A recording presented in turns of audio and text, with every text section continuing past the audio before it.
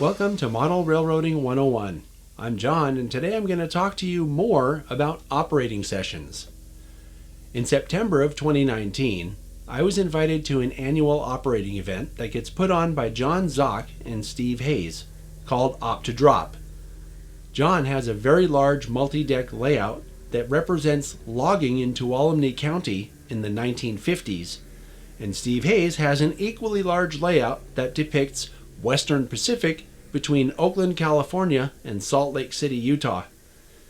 Both layouts can be seen here on the channel on our Layout Tours playlist, so if you're interested, you can click on the link that just popped up in the corner of the screen and watch them later. So that invitation I got was to operate, but I knew I was working on videos about operations for the Model Railroading 101 series, so I asked my friends John and Steve if we could come document the operating sessions instead. John and Steve both understand what we do here on the channel, so they agreed. So let's head out to John Zock's Sierra layout first. John will talk about the Op to Drop event and explain a bit about his layout as well. Then we'll hear from some of the people performing jobs as part of the op session. After that, we'll head over to the Western Pacific and hear from Steve about his layout and how he runs op sessions on it. Western Pacific used CTC in real life, so Steve does too. He even has a CTC machine that he uses for control points on his layout. I'll let him tell you more when we get there. Hi, I'm John Zock, the owner of this Sierra Railroad layout. We're here on this Saturday hosting what we call Op to Drop weekend session. On a regular basis on Thursday nights, Steve and I operate every Thursday. We just alternate back and forth for our local people here in Tuolumne County. 2-3 times a year, we try to reach out to a greater audience from the Bay Area of California, north of the Bay Area, even out of state. We'll have a couple people from Arizona usually show up. And these Op to Drops, we operate Friday nights, all day Saturday, and then Sunday. Each layout gets operated twice during that time frame. We enjoyed the operations. It gets people from outside the area coming to see the layout, and it's a lot of fun. It is a little bit of a work, but we also have a lot of fun with it. On Saturday, since we're operating here this morning, and then we'll go to Steve's, there's a lunch break in between. Everybody gets a nice meal, and then we go back over to Steve's and operate until they drop. Hence, Op to Drop. I started this layout in 1992. We actually started operations probably in the mid-90s when Steve showed up and wanted to see my trains. It's expanded, the layout's expanded. We've been using JMRI manifests and switch lists for the last 5 years. Prior to that, we were using an old DOS program that generated actual waybills. Now we have manifests and switch lists. It's not strictly TT&O operations. There are on display at various locations timetables. It's up to the engineers of the trains to know where they are, what the timetable indicates, and it's up to them to determine if they can proceed or not. There's various jobs, about 4 sit-down jobs in the yards. They are there for the whole day. Everybody else is basically in the train pool. They can run 2 or 3 trains during the session. The Sierra is a short line that runs from Oakdale up to Tuolumne, with logging lines of West Side and Pickering interchanging, and also Hetch Hetchy. So there's a lot of action. Trains aren't real long. Basically, it's a single track main line, and so they do have to be careful. Passenger trains always have priority over the freights, and occasionally that does cause some headaches for some of the engineers of the freight trains because they haven't paid attention to where they are or when they are at that location. So a lot of voice communications. We're not really strict on that. We're here to have fun and enjoy the layout. And I think that we accomplish that very easily.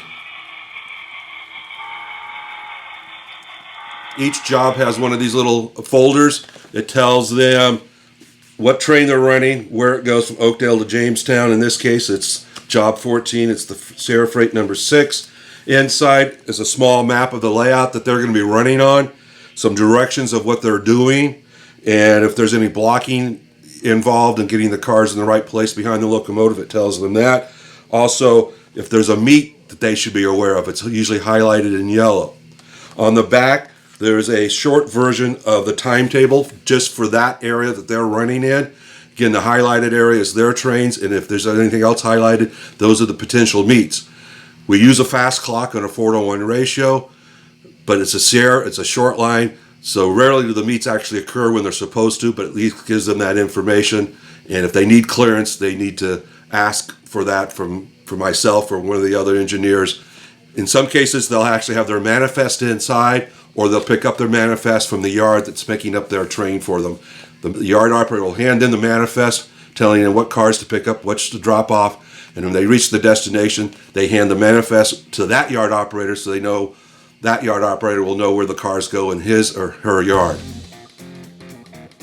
Okay, at the start of each session, we have what we call a crew briefing, just to update to everybody what's changed on the layout. Also, we realize that several of the people have not been here before, or only been here once, maybe a year or so ago. So we give a quick review of how the throttles work, the orientation of the layout, in the sense that instead of east on your right-hand side, west on the left, here it's just the opposite because you're standing on the north side of the tracks looking south. So it's just a reminder of those types of things. Also, where the bathrooms are and emergency exits and those types of things. We also then get sign-ups. So when somebody wants a job, we ask who wants to say Sierra Yard. If only one person raises their hand, they get the job. If multiple people ask for that job, we have tokens that they draw, and either the highest number gets it or the lowest number. And whoever gets that job, and then we go on to the next job until all the positions are filled. If somebody's really new for the first time, we try to see how comfortable they are, and a lot of times we'll give them something that's fairly straightforward and easy to begin with, and realize that in the second half of this session they can get something more complex, like a freight train or something else. And if they're going to be here the second day, if they missed out on their favorite job the first day, they kind of have the first priority of the second day to get that job that they wanted the first time. Okay, the chaos has started. Everybody has their jobs. We are shorthanded by a couple of people, which unfortunately means I have to run trains, but that means double duty for me, running trains and helping people that have questions or issues. So it'll be a little chaotic, but it should still have a lot of fun. This is the Maloney's train. Historically, it'd be part of the Angels branch that left Jamestown, went over to Angels Camp in Calaveras County. The track was actually torn up in the late 30s, and I modeled 1955. So my explanation of doing this is they rediscovered a gold down to the Stanislaus River area, and they relayed the tracks to Angels Camp. So it's a short train that runs into Jamestown, and then it'll come back with 3 or 4 cars, and then it'll repeat that process later in the afternoon. Bob is running what we call SP Oakdale. It's the SP side of Oakdale. The SP main line came through Oakdale, running from Stockton down to Merced. And there's 2 interchanges. The westbound interchange are the cars going back out, either Stockton or Merced. He also drops cars off on the SP interchange on the east side, and those are the cars that will eventually go up the hill on the Sierra. As cars come down on the Sierra, he'll pick them up and they'll go out on some of the SP freights, or they stay over on the west interchange at SP. Plus he has local moves that he has to handle throughout the day. My name is Mark Granados. I'm currently running the SP operations for the Sierra Railroad op session here. And this train that's coming in right now is what's known as the SP Perishable West. The perishables in this case are sugar beets, which do have a certain lifespan on the rail. But they need to be able to get to the refiner in time before it loses all its moisture and the sugar molecules break down. So I will be bringing this train in, and then I will be taking the next listed train up on the order board out. Hi, I'm Rick Watson from Tempe, Arizona. I come to this event annually.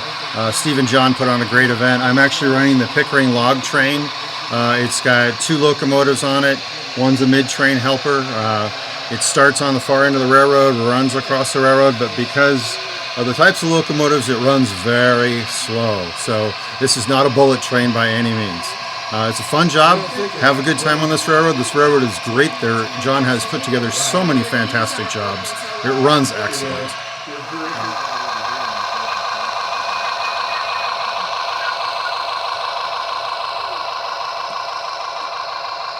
as usual, something happens. In this case, it's just a coupler spring popped off the coupler.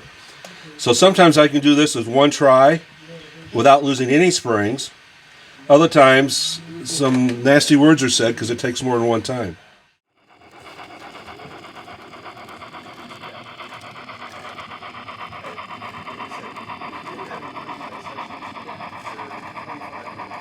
Hello, I'm Glenn Gio.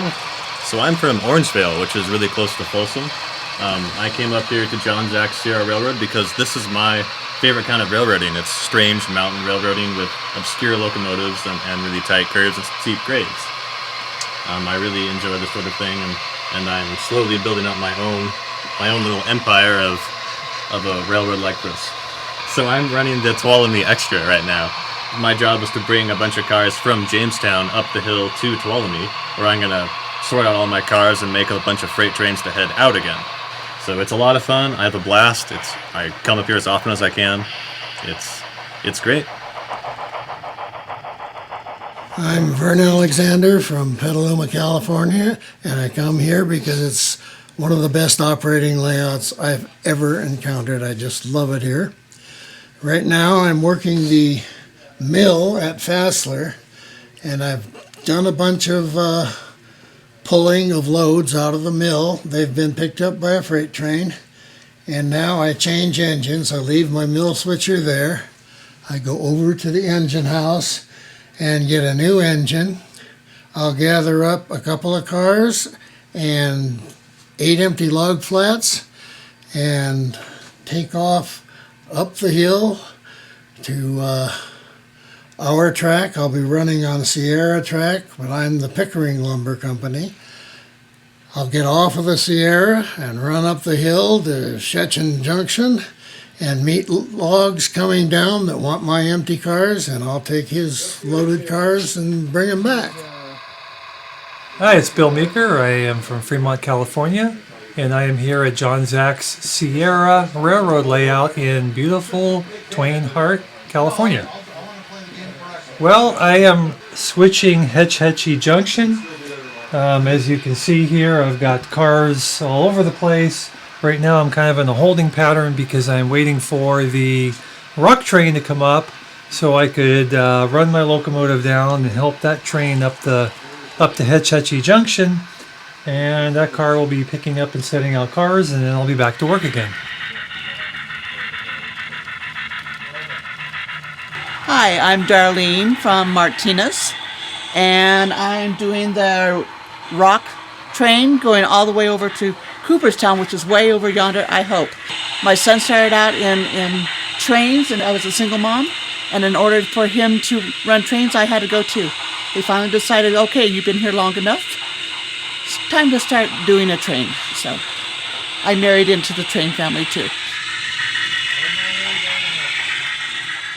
I was told on my instructions that I needed a helper to go up and over the hill. So I'm about ready to connect. So I came down the hill from Hetch Hetchy Junction. And we're hooked. And now we're together, and we are going to head up the hill on our signals, our collective agreement. You ready? Yep. All right, let's go.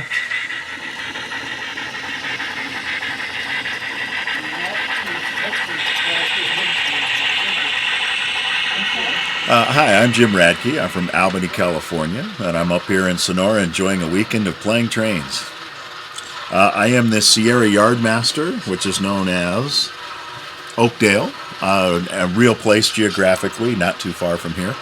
My job is to classify cars coming and going and get them out of here as quick as possible. As you can see, I have a couple of open tracks, so I must be doing a good job. Because the other guy's job is to shove as many cars over here as possible, and my job is to shove as many cars over there as possible. So you can tell we get along fine. Hi, my name is John Sutkus. I'm from East Bay, California, just south of Jim, which he's in Albany, so I'm down in Oakland, the Orinda border. We work very closely together. As you can see, because he has the lower Sierra Oakdale yard, I have the upstairs Sierra Jamestown yard, My job is to dance around Jim so he can get his work done, and then I can get my work done, which here at Jamestown Yard really is passing siding with a couple of stub tracks, and that doubles as a yard, and we have probably about 15 trains run through here, in addition to passenger trains, which thankfully are not running today. They do the usual passenger train function, which is to mess up switching and get you to forget where you were, but somehow or other we get it done. I do this because it's fun. I enjoy it. I don't have a railroad of my own. My rule number one is to operate somebody else's railroad, and most of the time I get asked back because I have so much fun doing it. So as I said, I've started this layout in 1992, been operating on it since the mid-90s. That's where I get my enjoyment. I spend a lot of time, obviously, in building it and maintaining it, but I get most of my enjoyment from watching other people run the layout. Our full crew is 14 people. We've operated as few as 6, and sometimes people enjoy that even more because they get to run more trains in a session. So it doesn't really matter how many people we have. The enjoyment I think we all get is watching the trains run and enjoying that, but also the fellowship that develops between the operators and the harassment when something goes wrong. That's all part of the fun. So at the end of the day, our goal is to have everybody have an enjoyable time, have a layout that's reliable and functioning with as few as any problems as you can. But regardless of what you think you're all 100% ready, something always goes wrong. And it's the ability to handle that and enjoy having some difficulties come along, and most people will understand that. And that it's just a lot of fun to see people enjoying themselves. Well, welcome to the WP. Once a year we have what's called Op to Drop, and the people come up on Friday night and operate here. And then Saturday morning they go over to John's and operate. Saturday evening they come back here and operate, and then Sunday morning they're back at John's. That's why we call Op to Drop. And we've had people that did just say, can't keep up. But we're 125 miles away from the Bay Area, so we try to always run the railroads 2 at a time when you come up here to make it worth your while. Makes a long day, we understand that, but I think people appreciate that. As far as operations here, and John, we're identical almost. We both use JMRI for the car forwarding systems.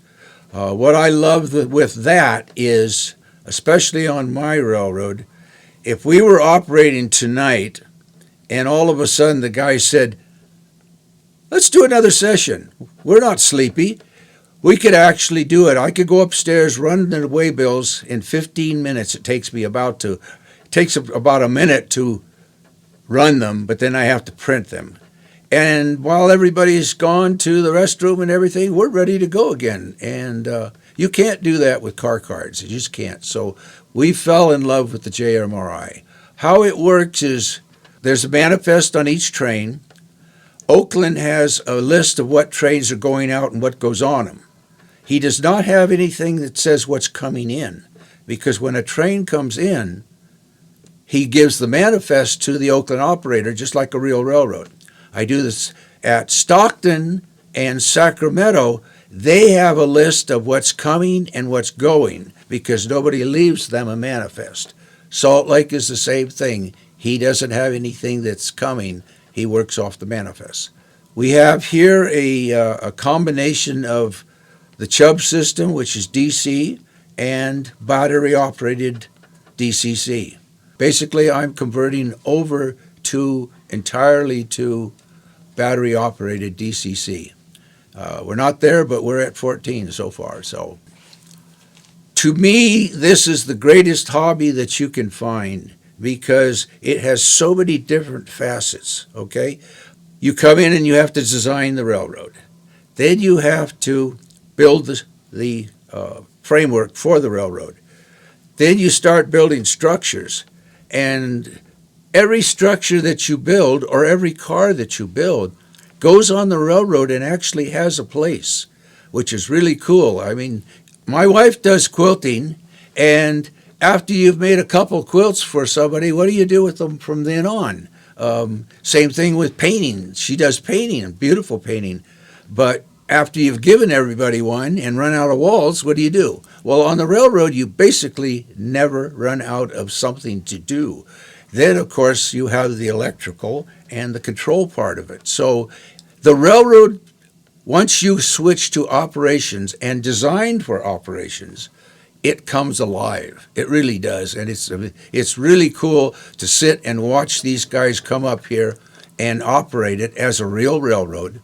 A lot of times we don't have enough people to justify a dispatcher, so we've written another program, and we can run without a dispatcher, and then the fascia switches for all the mainline switches can be thrown by the people. What I've found is when you travel, you get there and you draw numbers, and you've just came 600 miles, and you draw number 14. Number 1 gets his choice and run up there. So by the time 14 gets there, maybe all that's left for you to do is sweep the floors. So I tried to come up with something, and what I've come up with is when they show up here, they sit down, and we go up on the board, and we start with the hardest jobs first, which is basically Stockton. And what I tell the people, don't be afraid of raising your hand just because you know Joe Blow over there always does Stockton. You want to do Stockton, raise your hand. So what they do is I say, okay, who wants to do Stockton? If 2 hands go up, I've got a bucket here with numbered chips in it. Each one of them draws a chip, and the highest one gets that job. And then we just move to the next job. And there's usually on a railroad, there's 3 or 4 jobs that people really want to do. If you're a yard person, you want Stockton or you want Oakland. If you like online switching like a local, you grab Reno, because Reno you switch the whole yard yourself and then go to Oakland, so that you get to do that. And then what we also have on this railroad is we have what we call unit trains. They don't do anything except to go from one place to the other, and that serves 2 purposes. A dispatcher needs 3 or 4 trains out there to keep him on his toes, and that's what these provide. He just calls a unit train, and now he's got another train out there to deal with. It's also for beginners, okay? Guy shows up here the first time, he's got to learn the throttle, he's got to learn the signaling, there's so many things. So we put him on a unit train so he doesn't have to stop anywhere and switch or anything. He just has to concentrate on the signals. And prior to the battery-operated trains, they basically couldn't hurt anything. If he ran a signal, because of DC, you can't have a head-on collision, okay? But that's changed now with the advent of the battery-operated. Battery-operated can come right into a block that guy's coming toward him. So we have to be a little more careful there. So that's how we kind of do that and walk through the assignments. And then once you run a train, you just go up and put your name on the next train that comes along. The only problem we have sometimes is some people will show up and they are really not that good at operating a yard, and they want to operate the yard. And boy, can they tie a railroad up when they do that. So if the guy really wants to do it, I put a local guy there working with him, helping him, so it works out. The world doesn't stop turning. All that happens is maybe we don't get all the trains run that night. No big deal. We came to have fun, and that's what we try to do. We try to have fun, and have to kind of watch my local guys because we have fun in a different way, picking on each other. When you screw up, you're told about it. Anyway, this is what we do. We try to have 2 regular out-of-town sessions, and that's just one day, a Saturday. And then we try to have this session here, and then we do the same thing for a regular session on New Year's Eve. We used to be able to say that we were probably the most active operating group west of the Mississippi. In most cases, an operating session starts with the yards building trains to go out onto the main line. So it takes a while to get those trains built. So sometimes the mainline trains take a while to get out onto the layout. And also, in most cases, people will have staging yards that a couple of the trains will be pre-staged, so they can start running right off the bat, and they can come into a yard and they get changed out and new cars added, old cars come off. So each layout's a little bit different in how they handle that, but typically the initial couple half hour or so of an op session is a little bit slower than later on, because people are making up trains and getting things running and getting familiar with what they're doing. Hi, my name's Bob Ferguson. I'm from Martinez, and my wife and I come up here about 2-3 times a year to run on Steve and John's railroads.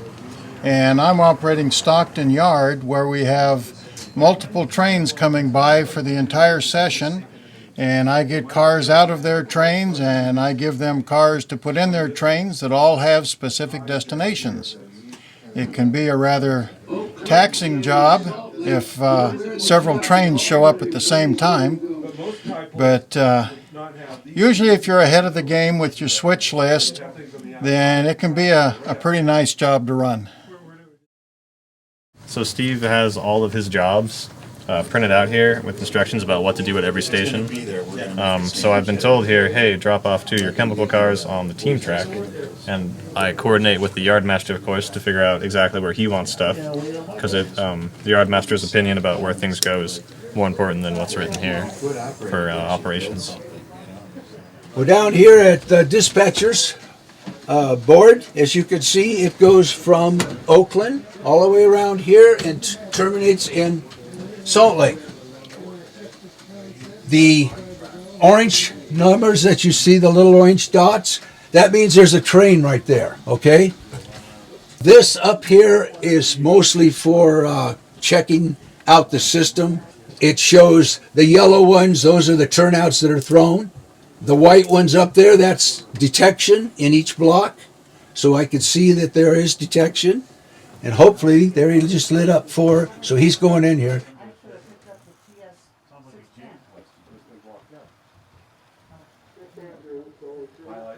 This is the Salt Lake City Yard, and I'm currently running the job, and I've built 2 trains that have, one is departed and the other one is ready to depart.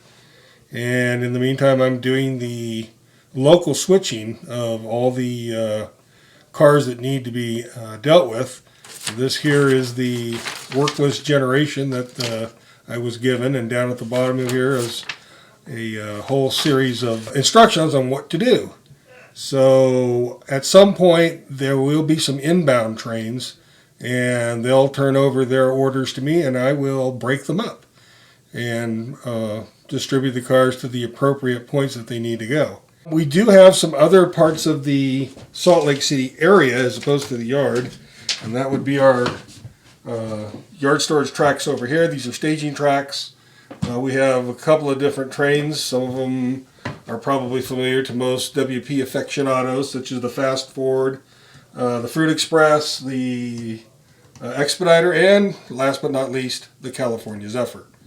These trains all depart out of here, basically from Salt Lake City, and head west to their various destination points. And I really don't have a whole lot to do with the trains themselves. However, there are some industries in the back that if I get the orders to do so, I will cross out of the yard limits over to the area over there and do the local switching there as well. And that about sums it up for the Salt Lake City job. I'm Vince. I'm from Sacramento, and I'm Steve's son, and I'm working the WP West work today. We're down in Sacramento right now, picking up a couple of cars, dropping off a couple of cars, and I'm running a battery engine, double engine today, and about halfway through my work. I'm John Sutkus, and this time I'm working on the Western Pacific, Steve Hayes, Western Pacific at Sacramento Yard. This is what I refer to as a puzzle yard, because there are all sorts of different ways to get things done, and you have to put the pieces of the puzzle together. Main thing you need to be ready for is all the trains that come by, because just about every train stops and works here. Adding cars, dropping off cars, and you need to be ready as a yard master to provide them with the cars they need to pick up and give them a spot to drop off the cars from their train to this location. I then take those cars that are dropped off and spot them at the, there's approximately 10 industries here in Sacramento too. It's one of those jobs that keeps you really hopping, and it's a lot of fun. So. Hi, I'm Rick Watson from Tempe, Arizona. This is my 10th year coming up here for this operating event. Have a great time on both layouts. Today I'm running the Expediter, which isn't really expedited because I'm spending a lot of time waiting. So part of running trains is you have to wait for other trains. You're going to have meets. You're going to have to wait for trains to pass. And I'm getting the majority of that today. So I'm getting some quality time in the hole. And the railroad term is obviously in the hole. So hopefully I'll get some clearance. I'll get to move along soon. Otherwise, I'm going to pitch a tent. Hey, this is John Zock from the Great Sierra Railroad this morning. We started about 10 o'clock this morning, and it's now 7:30 on the WP. We're getting close to getting wrapped up. We probably another have an hour and a half of operations. It's been a great day. As typical sessions go, there's always little hiccups along the way, but that adds to the fun and the excitement and the fellowship between the operators. So it's been a good day. Typically, that's how long it runs, about 5 hours in each layout with an hour or so for lunch. So it's a great opportunity to come up to the Gold Country and visit our great county, the great railroads, and have a great time with a lot of good people and a lot of fun. So if you get the chance, let us know. If you have a group that you want to bring on a special date, just give us a call. If you have a handful of people and want to come, just give us a call and we'll make arrangements for some locals to fill out the crews, and we'll have a great time. So hope to see you in the near future. I want to thank John and Steve and all the operators who shared their thoughts with us for this video. I think it's obvious from what you've seen here that operations don't have to be overly complicated, and people who run sessions like this will go out of their way to make sure that no matter how experienced you are, or inexperienced as it might be, that you can still have a lot of fun while you learn more about operating on model railroad layouts. It's not unusual for a newer operator like me to go to op sessions like this to learn in a more casual setting. You can do it too, and as you gain experience, you'll find out whatever it is that you enjoy the most. You may even find yourself wanting to build a layout so that you can run ops the way you like it best and host your own operating sessions. This program is intended to provide basic information and to explain one or a couple more ways that people get together to operate on model railroads in a realistic manner.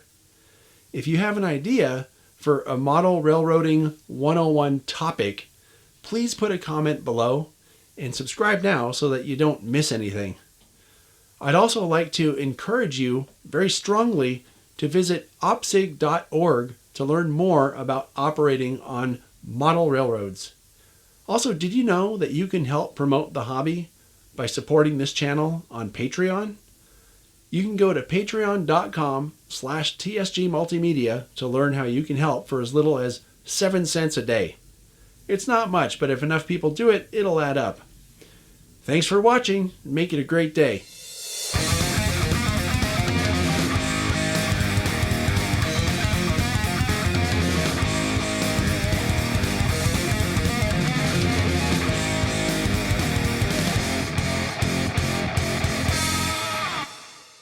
Dispatcher, Milpitas turn, got a red coming out of Oakland. Yeah, I can't get you anything else. Just run it, okay? Roger. No, Steve is the name.